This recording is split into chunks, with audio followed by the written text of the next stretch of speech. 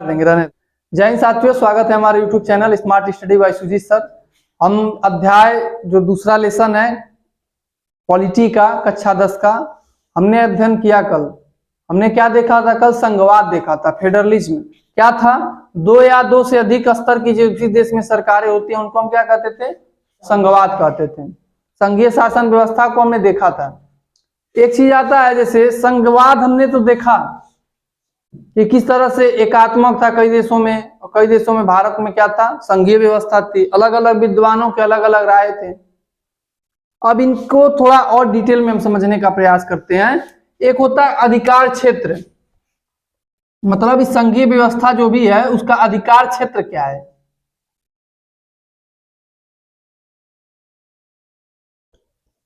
अधिकार क्षेत्र का मतलब क्या होता है?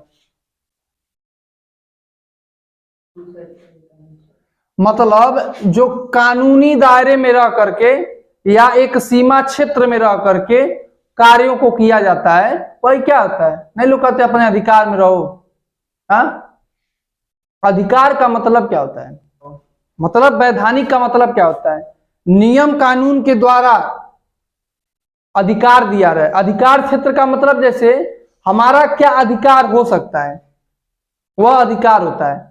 अब किसी को फांसी देना किसी पुलिस वाले का अधिकार है? नहीं है। उनकी गिरफ्तारी करने का उनको अधिकार है। फांसी देने का अधिकार कोर्ट को है, जज को है। यही अधिकार क्षेत्र होता है। यानी सबका अपना अपना अधिकार क्षेत्र होता है, चाहे राज्य सरकार की चाहे केंद्र सरकार की अधिकार क्षेत्र होता है। अधिकार क्षेत्र समझ जाओगे ना। जैसे मान लेते हैं, अब सिंपल गांव का उदाहरण लेते हैं। हमारा गांव अगर है तो हमारे गांव का जो मुखिया है वो हमारे गांव का विकास करेगा कि जो उसके गांव में नहीं आएंगे उसका भी जाके विकास करेगा। जो जिस गांव से रहेगा निर्वाचित उसी का ना, यानी उसका वह क्षेत्र है कि इतने क्षेत्र में सीमित है। विधायक नेता देखते हो ना, उनका एक क्षेत्र होता है, दायरा होता है, उसके अंतर्गत ही वो विकास के कार्यों को कराते हैं। नहीं तो कहोगे पता चलेगा कि भारत भी हमारा है और पाकिस्तान में जाकर के काम करते रहे, अधिकार क्षेत्र बढ़ाते रहे, सीमांकन करते रहे। यानी अपने दायरे में ही रह करके हम करेंगे। अधिकार नहीं उधर तो हमारा खेत है तो अपनिया खेत में बोएंगे कि पटीदारी वाले खेत में जाके बोने लगेंगे? अपनिया खेत में बोएंगे। यानी हमारा जो अधिकार क्षेत्र है, यानी हमको जिस चीज पे भी अधिकार मिला हुआ है, हमारा एक क्षेत्र निश्चित किया गया है, उन्हीं को हम अधिकार क्षेत्र कहते हैं। तो राज्य सरकार के और केंद्र सरकार दोनों को क्या है? अधिकार क्षेत्र निश्चित किए गए हैं। ये संघीय शासन व्यवस्था में हम पढ़ रहे हैं। अब संघीय शासन की विशेषता।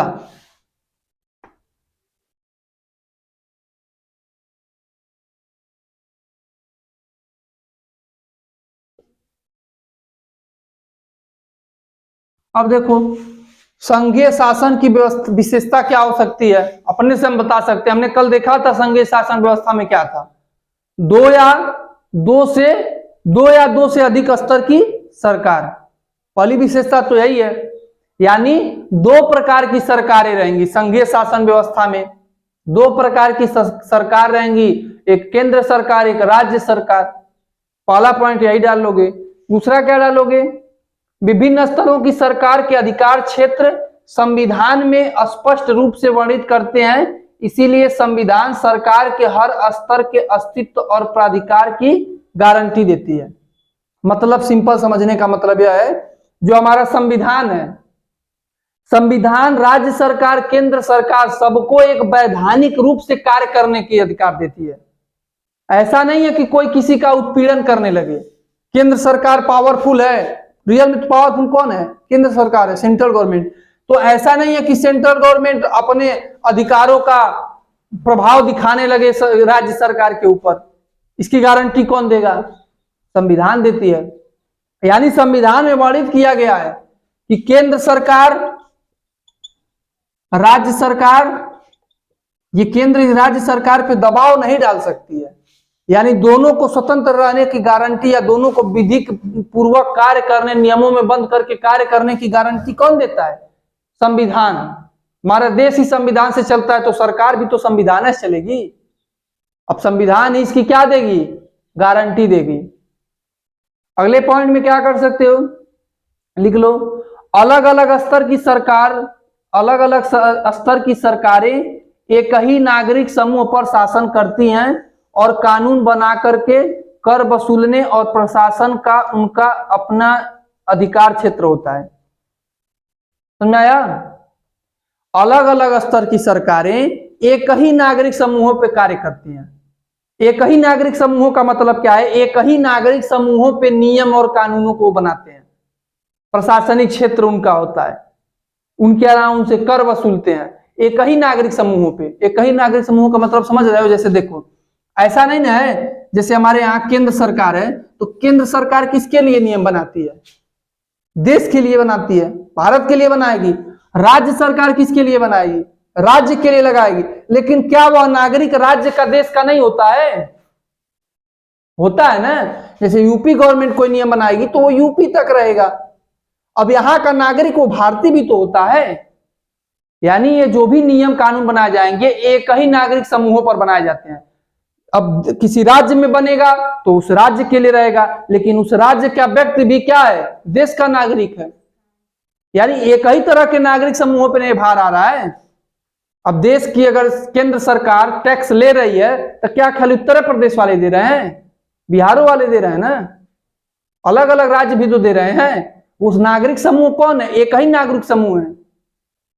यानी एक ही नागरिक समूहों पे इनका क्या होता है? नियम और कानून होता है। समझ में आया? प्रशासनिक व्यवस्था क्या होती है? प्रशासनिक का मतलब होता है कि एडमिनिस्ट्रेशन, जैसे कि चलाने वाला, क्रियान्वयन करने वाला, उसी को प्रशासनिक कहा जाता है। जैसे एक विद्यालय में आप लोग पढ़ते हैं तो आप लोगों के विद्यालय में प्रिंसिपल, क्लर्क, टीचर सब लोग रहते हैं ना, उस विद्यालय को चलाने के लिए, उसी को प्रशासनिक कहा जाता है। प्रशासन वही कह सकते हैं। देश को चलाने के लिए हम देखते हैं, सरकार को चलाने के लिए प्रशासनिक अधिकारी रहते हैं ना, उसी तरह से ये भी होता है। कर वसूलना जाता है, एक ही नागरिक समूहों से कर भी वसूला जाता है। वैसा थोड़ी ना कि विदेश से कर वसूला जाएगा, भारत के नागरिकों से ही किया जाएगा। कंडीशन दोनों में यही है कि अगर यूपी गवर्नमेंट कोई नियम बनाती है, कोई पॉलिसी लाती है, जैसे मान लेते हैं कोई वैकेंसी वो देती है, उसके यहाँ पुलिस की सैलरी 35,000 मानते हैं पर मंथ देती है, तो जरूरी नहीं है कि वो बिहार वाला भी उतना ही देगा। समझ में आया? हो सकता है बिहार सरकार उसको 30,000 दे रही हो, तो ये दोनों अपने अपने राज्य के अधिकार क्षेत्र हैं, वो अपना नियम बना सकते हैं। लेकिन अगर केंद्र सरकार मान लेते हैं किसी रेलवे को, आरपीएफ में कोई काम करता है, रेलवे पुलिस फोर्स में,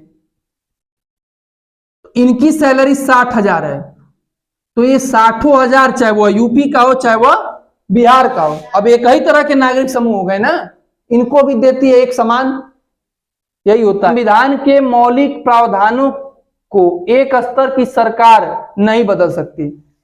जो संविधान में मौलिक प्रावधान है उनमें एक स्तर की सरकार नहीं बदल सकती है। मौलिक प्रावधान का मतलब क्या है?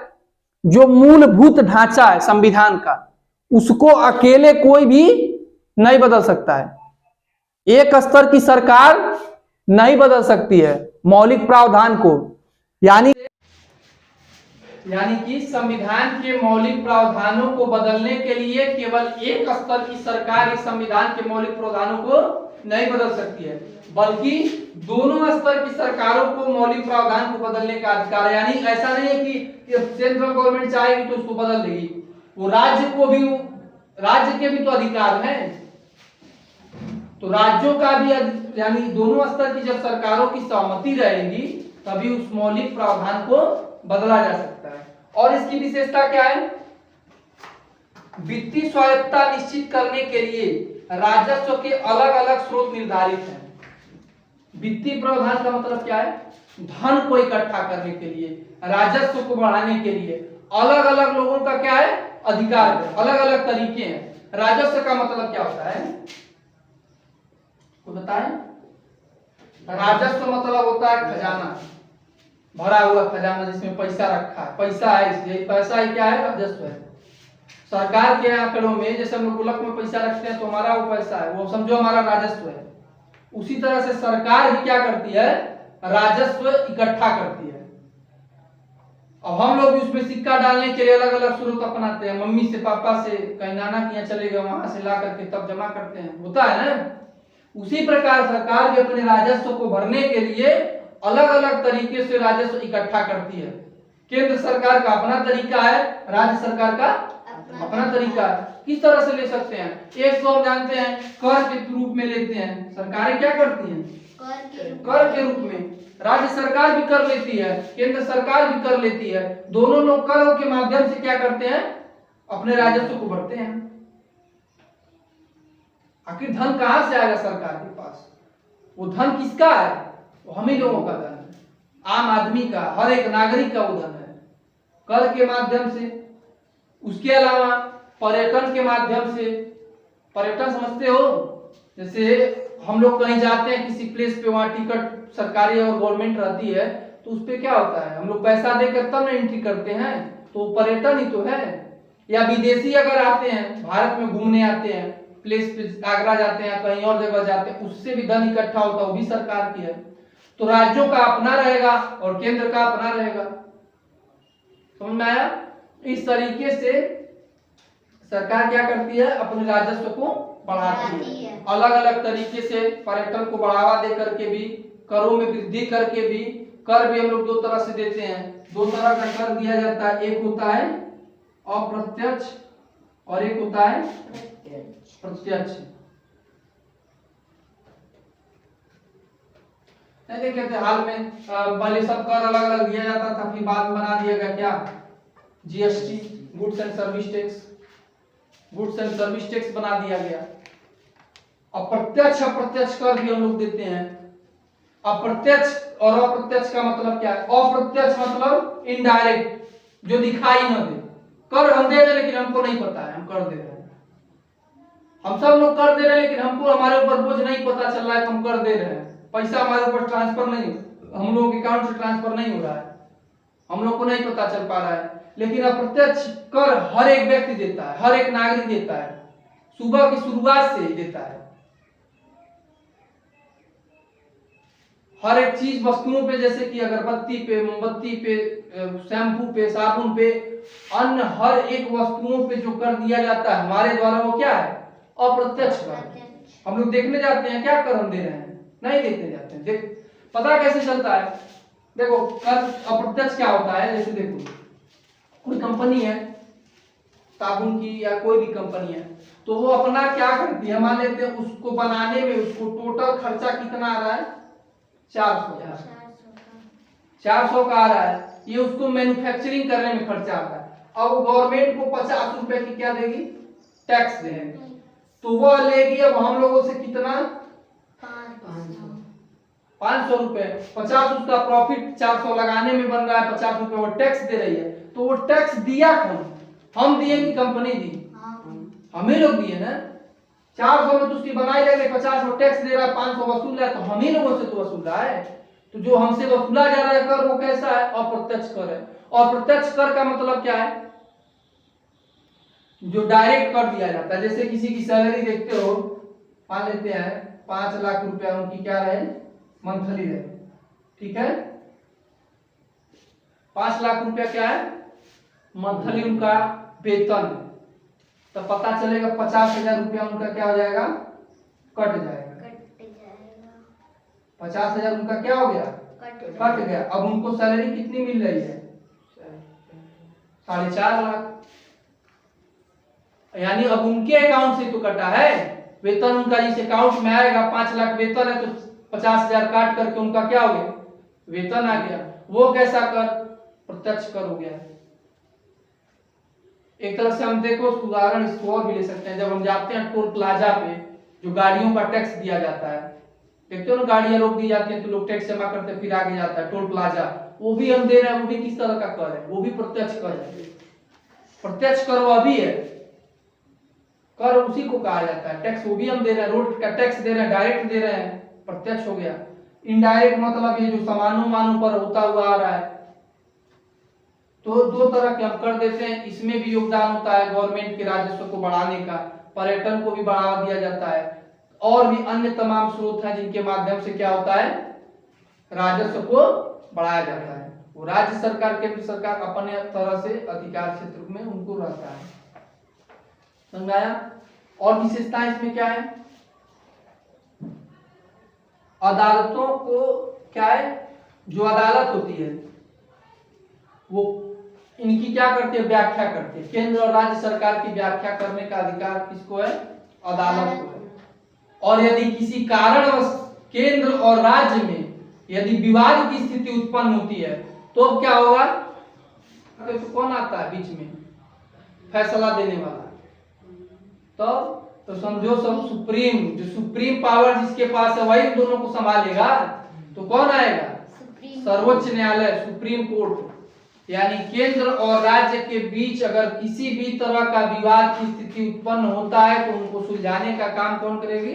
Supreme court. ये विवाद, ये हमारी विशेषता है, संघीय शासन की विशेषताएं है कि दोनों स्तर की सरकारों को बैलेंस बना करके चलना है। दोनों को अपना अपना अधिकार दिया गया। विवाद होने की स्थिति पे इनको सबको देखी जाए, सुप्रीम कोर्ट जो है निर्णायक भूमिका निभाएगी। सबका अपना संघीय शासन व्यवस्था के उद्देश्य